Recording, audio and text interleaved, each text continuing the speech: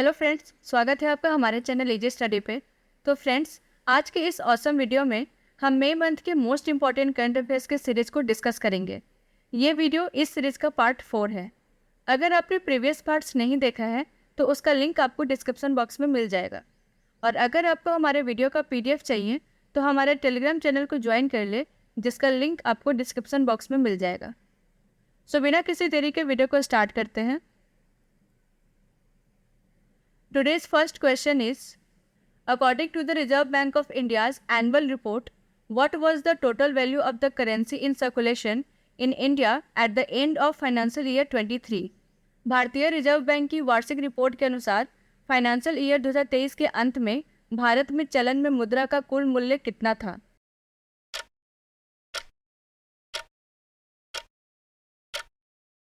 And correct answer is 33.78 lakh crore. Financial year 2023 में cash in circulation में 7.8% का इंक्रीमेंट हुआ। हालांकि फाइनेंशियल ईयर 2018 के बाद से यह सबसे धीमी गति है। RBI की एनुअल रिपोर्ट के अनुसार फाइनेंशियल ईयर 2023 के एंड में भारत में सर्कुलेशन में करेंसी का वैल्यू 33.78 लाख करोड़ था। फाइनेंशियल ईयर 2023 में भारत में सर्कुलेशन में करेंसी के टोटल वैल्यू में 500 के नोटों की संख्या 77.1% थी, जो पिछले फाइनेंशियल ईयर में 73.3% थी। ठीक है। As per national statistical office, what was India's GDP growth in financial year 2022-23? राष्ट्रीय सांख्यिकी कार्यालय के अनुसार फाइनेंशियल ईयर 2022-23 में भारत की GDP वृद्धि कितनी थी?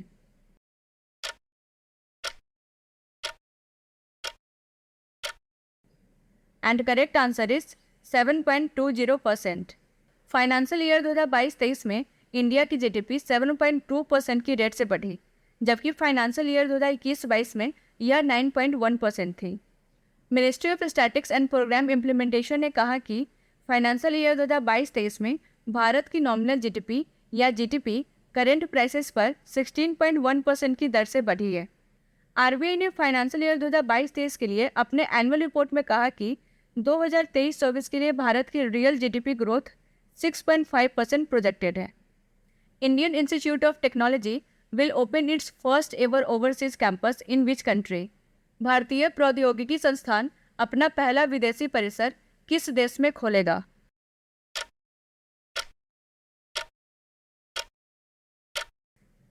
And correct answer is Tanzania.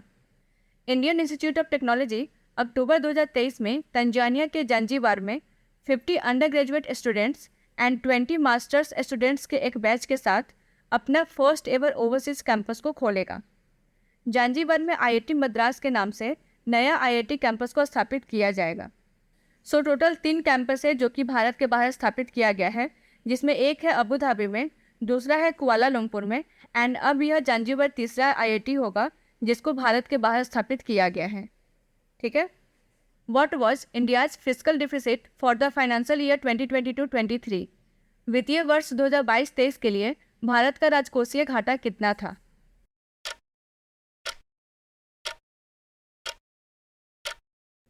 And correct answer is 6.4% of GDP।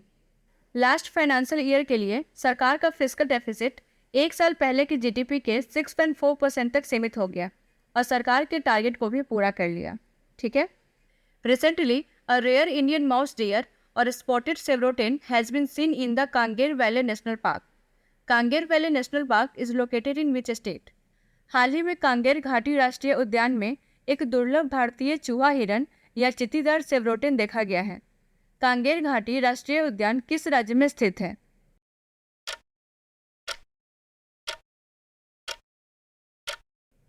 And correct answer is Chhattisgarh. So Chhattisgarh के कांगेर वैली नेशनल पार्क में एक रेयर इंडियन माउस डियर या स्पॉटेड सेवरोटिन देखा गया है। यह छत्तीसगढ़ के बास्तर डिस्ट्रिक्ट में जगदलपुर में स्थित है। ठीक है।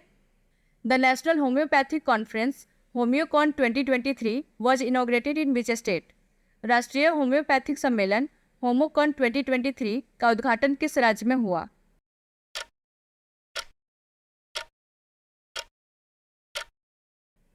And correct answer is Uttarakhand. 14 मई 2023 को उत्तराखंड के CM पुष्कर सिंह धामी ने स्टेट के दून यूनिवर्सिटी देहरादून में नेशनल होम्योपैथिक कॉन्फ्रेंस होम्योकॉन 2023 का इनॉग्रेशन किया। ठीक है। First Vande Bharat express train of north east was flagged off by PM Modi. The train will run from Guwahati to which station. हाल ही में पूर्वोत्तर की पहली वंदे भारत एक्सप्रेस ट्रेन को पीएम मोदी ने हरी झंडी दिखाई। ट्रेन गुवाहाटी से किस स्टेशन के लिए चलेगी?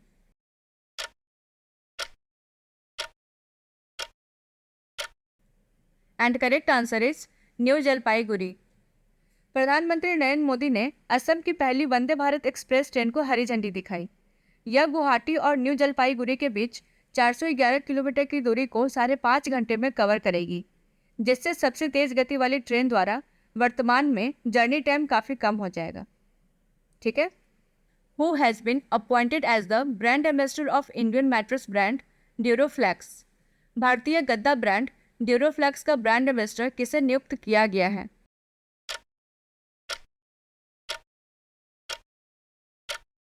And correct answer is Virat Kohli. Indian mattress brand Duroflex ने फॉर्मर इंडियन कैप्टन और वर्तमान युग के बेस्ट बैटर्स में से एक विराट कोहली को अपना ब्रांड एम्बेसडर नियुक्त किया है। ठीक है। Who has been appointed as the chairman of UPSC. UPSC के अध्यक्ष के रूप में किसे नियुक्त किया गया है?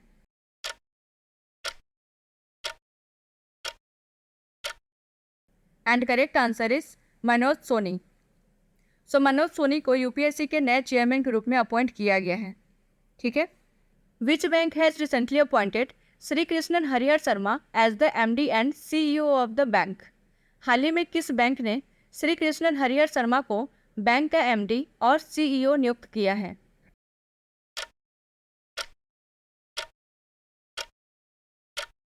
And correct answer is Karnataka bank. Karnataka bank limited के बोर्ड ऑफ डायरेक्टर्स ने श्री कृष्णन हरिहर शर्मा को बैंक के एमडी एंड सीईओ की भूमिका निभाने के लिए एक एडिशनल डायरेक्टर के रूप में नियुक्त किया है। इसके अलावा अश्वनी कुमार को यूको बैंक के एमडी एंड सीईओ के रूप में अपॉइंट किया गया है। इससे पहले यह इंडियन बैंक के एग्जीक्यूटिव डायरेक्टर थे। ठीक है। Which of the following has approved a new green house gas monitoring initiative called global green house gas watch. निम्नलिखित में से किसने global green house gas watch नामक एक नई ग्रीन हाउस गैस निगरानी पहल को मंजूरी दी है?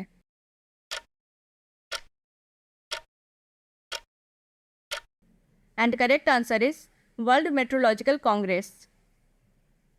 वर्ल्ड मेट्रोलॉजिकल कांग्रेस ने global green house gas watch नामक एक नई green house gas monitoring initiative को मंजूरी दी है। अब जानते हैं global green house gas watch के बारे में। यह एक नया green house gas monitoring initiative है वर्ल्ड मेट्रोलॉजिकल कांग्रेस का।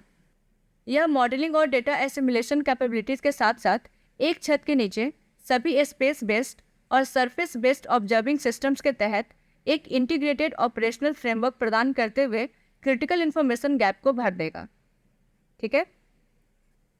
विच bank has emerged as the top performer in NPA management during financial year 23 with its net non-performing assets falling as low as 0.25% during the financial year ended March 2023। वित्त वर्ष 2023 के दौरान NPA प्रबंधन में कौन सा bank शीर्ष प्रदर्शनकर्ता के रूप में उभरा है? मार्च 2023 को समाप्त वित्तीय वर्ष के दौरान इसकी शुद्ध गैर निष्पादित संपत्ति 0.25% तक कम हो गई है।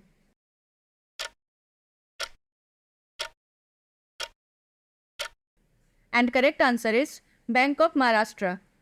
मार्च 2023 को एंडेड फाइनेंशियल ईयर के दौरान bank of Maharashtra best bank के रूप में उभरा है। जहां तक बैड लोन्स के मैनेजमेंट का कंसर्न है, इसकी नेट नॉन परफॉर्मिंग एसेट्स 0.25% तक कम हो गई है। बैंक ऑफ महाराष्ट्र के बाद है एचडीएफसी बैंक, जिसका नेट एनपीए फॉलिंग है 0.27%, एंड उसके बाद है कोटक महिंद्रा बैंक, जिसका है 0.37%। ठीक है। Which movie has won Cannes film festival Palme d'Or prize 2023। किस फिल्म ने Cannes film festival Palme d'Or पुरस्कार 2023 जीता है?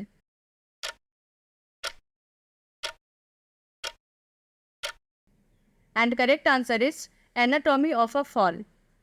2023 का कांस फिल्म फेस्टिवल फिल्म के 76th एनुअल सेलिब्रेशन के साथ कोवेटेड पाल्मे डियोर को जस्टिन ट्रीट के crime drama anatomy of a fall से सम्मानित करने के साथ साथ समाप्त हो गया है। And French director Justin treat third female director है जिन्हें कांस फिल्म फेस्टिवल के पाल्मे डियोर पुरस्कार से सम्मानित किया गया है। सो ये है कांस फिल्म फेस्टिवल के जो विनर्स हैं उनकी लिस्ट, आप इसको एक बार जरूर रीड आउट कर लीजिएगा, ठीक है। Norodom Sihamoni is the present king of which country? Norodom Sihamoni किस देश के वर्तमान राजा है?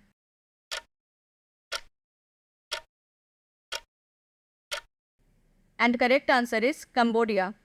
सो कंबोडिया के राजा नोरोडोम सिहमोनी 29 मई से 31 मई तक भारत की 3 दिवसीय यात्रा पर थे। यह 14 अक्टूबर 2004 को कंबोडिया के राजा बने थे, ठीक है। Recently MIT World Peace University has unveiled Asia's first ever subsea research lab, the Center for Subsea Engineering Research. It was built in collaboration with whom? हाल ही में MIT World Peace University ने Asia की पहली subsea research lab centre for subsea engineering research का अनावरण किया है।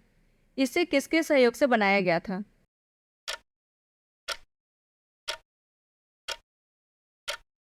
And correct answer is Aker solutions.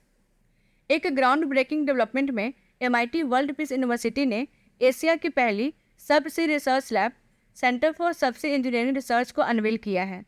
Occur solution के सहयोग से बनाई गई state of the art facility का एम है रियल वर्ल्ड एक्सपीरियंस और फॉस्टरिंग मल्टीडिसिप्लिनरी टैलेंट को बढ़ावा देकर global oil and gas industry के लिए प्रशिक्षण और शिक्षा में क्रांति लाना, ठीक है। According to the world economic situation and prospect report released by the United Nations, India's economy is projected to grow by what in the calendar year 2024?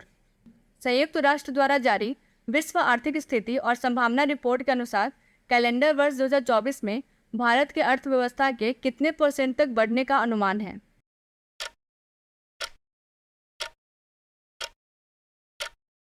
And correct answer is 6.7%। United Nations द्वारा जारी world economic situation and prospect report के अनुसार calendar year 2024 में भारत की अर्थव्यवस्था के 6.7% बढ़ने का अनुमान है। Recently India and which country have jointly launched the 50 startup exchange program to promote collaboration and exchange between the startup ecosystems of the 2 countries. हाल ही में भारत और किस देश ने संयुक्त रूप से दोनों देशों के स्टार्टअप इकोसिस्टम के बीच सहयोग और आदान प्रदान को बढ़ावा देने के लिए 50 स्टार्टअप एक्सचेंज प्रोग्राम को लॉन्च किया है?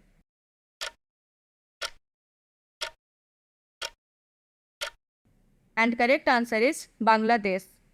सो इंडिया एंड बांग्लादेश ने हाल ही में दोनों देशों के स्टार्टअप इकोसिस्टम के बीच सहयोग और आदान प्रदान को बढ़ावा देने के लिए ज्वाइंटली 50 स्टार्टअप एक्सचेंज प्रोग्राम को लॉन्च किया है। इस प्रोग्राम का ऑब्जेक्टिव है स्टार्टअप और इनोवेशन सेक्टर्स में सहयोग को बढ़ावा देकर भारत और बांग्लादेश के बीच बायलैटरल रिलेशंस को मजबूत करना। यह दोनों देशों के entrepreneurs, investors and stakeholders को जोड़ने और सहयोग करने के लिए एक प्लेटफॉर्म प्रोवाइड करता है, ठीक है। International day of UN peacekeepers 2023 is observed every year on which date? संयुक्त राष्ट्र शांति सैनिकों का अंतर्राष्ट्रीय दिवस 2023 हर साल किस तारीख को मनाया जाता है?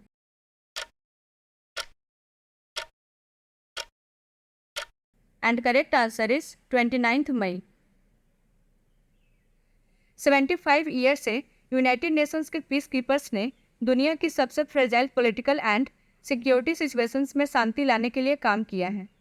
इन्हीं कारणों से उनकी करेज का सम्मान करने के लिए हर साल 29 मई को international day of UN peace keepers को ऑब्जर्व किया जाता है।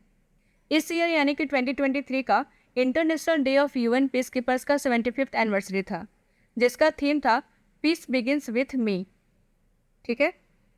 Recently the reserve bank of India has sanctioned the voluntary scheme of amalgamation of Maratha Sahakari bank with which bank? हाल ही में भारतीय रिजर्व बैंक ने किस बैंक के साथ मराठा सहकारी बैंक के समामेलन की स्वैच्छिक योजना को मंजूरी दी है?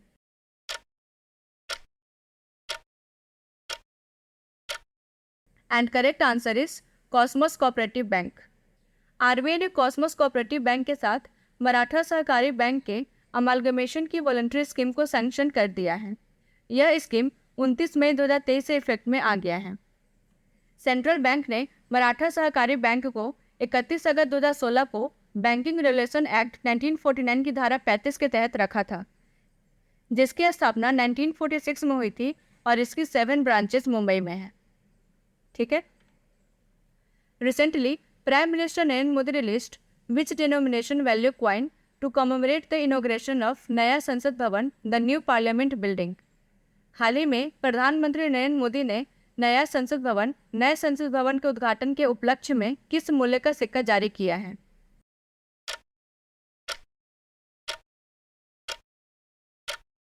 And correct answer is ₹75। Prime minister Narendra Modi ने 75 रुपये का क्वाइन नया संसद भवन की इनॉग्रेशन के उपलक्ष्य में जारी किया। डिपार्टमेंट ऑफ इकोनॉमिक अफेयर्स ने कहा है कि क्वाइन का वेट करीब 34.65 से 35.35 ग्राम है। सिक्के के सेंटर में अशोक स्तंभ के शेर की छवि है, जिसमें देवनागरी लिपि में भारत और लेफ्ट और राइट साइड में इंग्लिश में इंडिया शब्द है। लायन कैपिटल के नीचे क्वाइन में रुपए का प्रतीक है और इंटरनेशनल न्यूमरल्स में डिनोमिनेशन वैल्यू 75 शामिल है। क्वाइन के अदर साइड्स में इमेज के नीचे इंटरनेशनल न्यूमरल्स में 2023 वर्ष के साथ संसद परिसर की इमेज को चित्रित किया गया है। ठीक है। The Asian development bank and the Indian government have recently signed a loan agreement worth $141.12 million to support the development of high quality internal infrastructure in which state? एशियाई विकास बैंक और भारत सरकार ने हाल ही में किस राज्य में उच्च गुणवत्ता वाले आंतरिक बुनियादी ढांचे के विकास का समर्थन करने के लिए $141.12 मिलियन के ऋण समझौते पर हस्ताक्षर किए हैं?